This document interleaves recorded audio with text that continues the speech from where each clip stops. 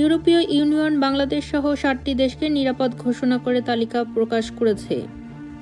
German ভিত্তিক সংবাদ মাধ্যম ডয়েচে ভেলে জানায়, এই পদক্ষেপ মূলত আশ্রয় প্রার্থনার কঠোরতা আরোপের অংশ হিসেবে নেওয়া হয়েছে।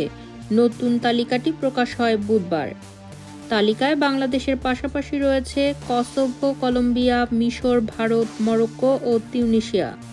এই সিদ্ধান্ত কার্যকর হতে হলে ইউরোপিয়ান পার্লামেন্ট এবং ইইউর সদস্য রাষ্ট্রগুলোর অনুমোদন লাগবে। এই তালিকার ফলে এসব দেশের নাগরিকদের ইউরোপে রাজনৈতিক বা মানবিক আশ্রয় চাওয়ার আবেদনকে খুব দ্রুত খারিজ করার সুযোগ পাবে সদস্য দেশগুলো। কারণ এখন থেকে ধারণা করা হবে আবেদনকারীদের দেশে বসবাসে জীবন ঝুঁকি নেই। ইইউর অভিবাসন কমিশনার ম্যাগনার ব্রুনার বলেন, বেশ কয়েকটি দেশ আশ্রয় প্রার্থীর অতিরিক্ত চাপের মুখে পড়েছে। ফলে আমাদের দ্রুত সিদ্ধান্ত নিতে হবে যাতে প্রকৃত শরণার্থীদের সেবা দেওয়া সম্ভব হয়। তবে মানবাধিকার সংগঠনগুলো এই উদ্যোগের তীব্র সমালোচনা করেছে। তাদের মতে, এমন সিদ্ধান্ত প্রকৃত বিপদে থাকা ব্যক্তিদের ন্যায্যতার সঙ্গে আশ্রয়ের সুযোগ কেড়ে নিতে পারে।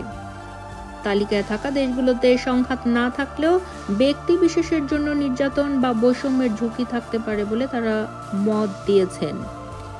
অন্যদিকে ইইউ জানিয়েছে, এই তালিকা সময়ের সাথে সাথে পর্যালোচনা করে হালনাগাদ করা হবে।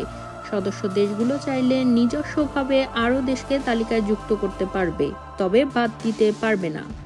উল্লেখ্য, এর আগে 2015 সালে একই রকম একটি তালিকা প্রস্তাবিত হয়েছিল, কিন্তু তুরস্কে অন্তর্ভুক্ত করা নিয়ে বিতর্কের কারণে সেটি স্থগিত হয়।